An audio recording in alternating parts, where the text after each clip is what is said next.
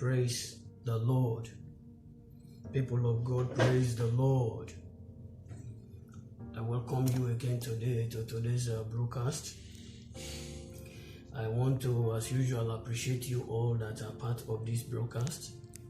I want to thank all of you who are following us on Facebook, on YouTube, and Twitter, and those who are liking our video and sharing our video.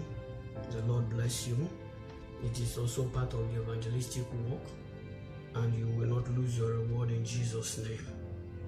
Today I'm talking on be with Him. Be with Him. Mark chapter 3. Mark chapter 3 verse 14. Mark chapter 3 verse 14. And He ordained 12 that they should be with Him, and that He might send them forth to preach. If you take a good analysis of this verse of the scripture, the first reason He chose the 12, the first reason He ordained them is to be with Him. That is definite, that they should be with Him, and that He might, that one is conditional, He might send them forth to preach. He might send them forth but not to preach. Maybe send them forth to sing. Maybe send them forth to do other things. But what do we see today in Christendom? What we see today in Christendom is that people are quick to jump into the altar. People are quick to become preachers. Before you know that they are born again, the next thing you hear is that they are pastor and pastor missus. Some of them could even be a general overseer. But the reason why Jesus chose us is to be with Him. He left us an example. When He was here on earth, Bible scholars say He lived for 33 and a half years. And He was 30 years before His ministry started. So a ministry that He was going to run for 3 years, He prepared with 30 years for it. Brethren, it is not about ministry. It is about relationship. It is about faith. It is not about what you do for God. It is about your relationship with God. A lot of people have made a shipwreck of their calling because their relationship with God is weak, and yet they are up there trying to work for God. In Acts chapter 4 verse 13, we see the apostles, when the council saw their boldness, the boldness of Peter and John, they marveled. They were shocked. They said, these guys didn't go to school. These guys are not educated. Yet, they have this type of boldness. Where did they get it from? And then they remember, oh, they have been with Jesus. Boldness rubs off on you when you are with Jesus. The power of Jesus rubs off on you when you have been enough with Him.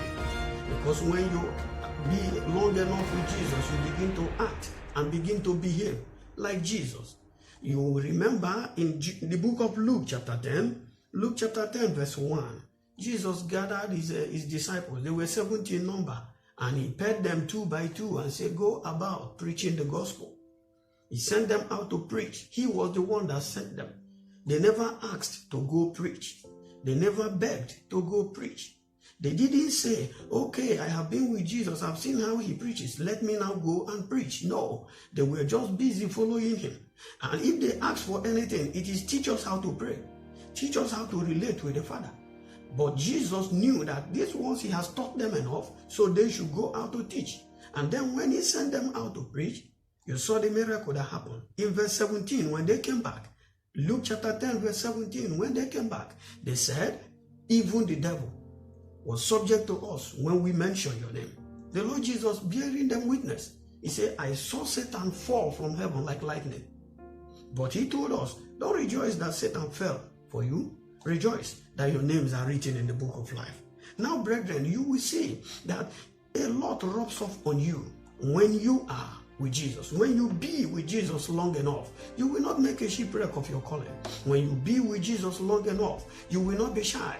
You see what the council saw in in Peter and John was boldness. So if you are in the church and you lack the boldness to defend Christ, if you are in the church and you lack the boldness to tell somebody the truth about what the Word of God says, if you are in the church and you are shy of the gospel, you are shy of Jesus, you are the type that deny Jesus before men, to be honest with you, I will doubt if you have been with him long enough. Notice one thing, it is to your own good that you be with Jesus long enough, because what did John chapter 4 verse 23 and verse 24 says?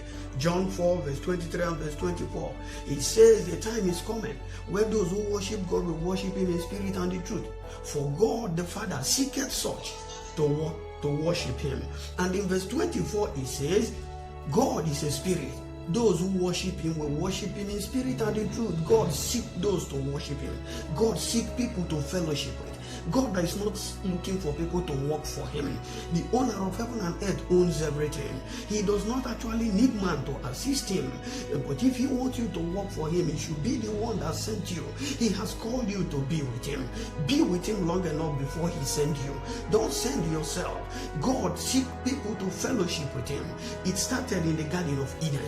When Adam and Eve were there, you saw that God was already fellowshipping with Adam before he realized that man is lonely. It's not good for him to be alone. I've got to give him a helpmate. Now you need to understand that God Almighty seeks people who will fellowship with him. He seeks people to worship him. He's not actually looking for workers. He owns the vineyard. He owns the plantation. He owns the entire earth, and every soul belongs to him. What he wants you to do is to be with him. Jesus wants you to be with him. God wants people to fellowship with him for eternity. God wants people who will relate with him from eternity to eternity. And so he wants people that he can look upon and send them to preach. When he was going back to heaven, he discovered that he has been with his people long enough. And then he said to them, go into all the world and preach. They didn't go before him. He sent them before they could go. And that's what I implore you today. Those who make a shipwreck of their calling, it is because they have not been long enough with Jesus Christ. That's why you hear some very odd stories coming out from the Church of Jesus Christ. A man who calls himself a pastor, he goes about defiling the women in his congregation. Why? He has not been long enough with Jesus Christ. He was quick to mount the pulpit. That is not the purpose of God for you. He called you to be with him. As we saw in Mark chapter 3 verse 14, he ordained 12. This is symbolic to the call of God upon our life today, to be with him. Child of God, ask yourself, how long have you been with Jesus? How many quality minutes do you spend with Jesus per day? If I ask you as a child of God, when was the last time you communed with Jesus? You can't talk to Jesus without Jesus talking back to you. You can't ask him a question without getting an answer. If you persist in the place of asking him a question, in the place of fellowship, in the place of worship, he will definitely answer you. If I ask you, when did you spend quality time with the Lord Jesus last? The answer may amaze you that there are some of us who have not made time. I know that there are a lot of things contending for your time, but I adjure you, make out time to be with Jesus. It is when you have been with him long enough that you can be like him. I believe the Lord has blessed us with his word. If you heard this word and you have not given your life to Jesus Christ, this message is particularly for those who have not known Jesus. Come and be with him. That is the reason he's calling you. You heard this message and you want to give your life to Jesus Christ. I will gladly lead you to Christ. I need you to raise your right hand anywhere you are. Repeat after me. Say, dear Lord Jesus, I come to you. I am a sinner who needs salvation. I cannot help myself. Please pardon me of all my sins. Forgive me of all my unrighteousness. Write my name in the book of life. Remove my name from the book of death. Give me grace to follow with you when I am still on this earth. And when you return back, take me to be with you in heaven. Thank you, dear Lord Jesus, for I believe you answered my prayer. For in Jesus' name we have prayed. Amen. Brethren, if you pray that prayer, we believe you got born again. Find yourself in a Bible-believing church. Continue to follow with Jesus. You will not lose your reward. Please like our video. Please share these videos. Send it to your friends to watch. You don't know who will watch the video on your wall, on your timeline, and then give his life to Christ. You will not lose your reward because you are part of the evangelistic team. Before I come your way next time, I implore you to remain in the Lord. Be safe. Shalom. God bless you.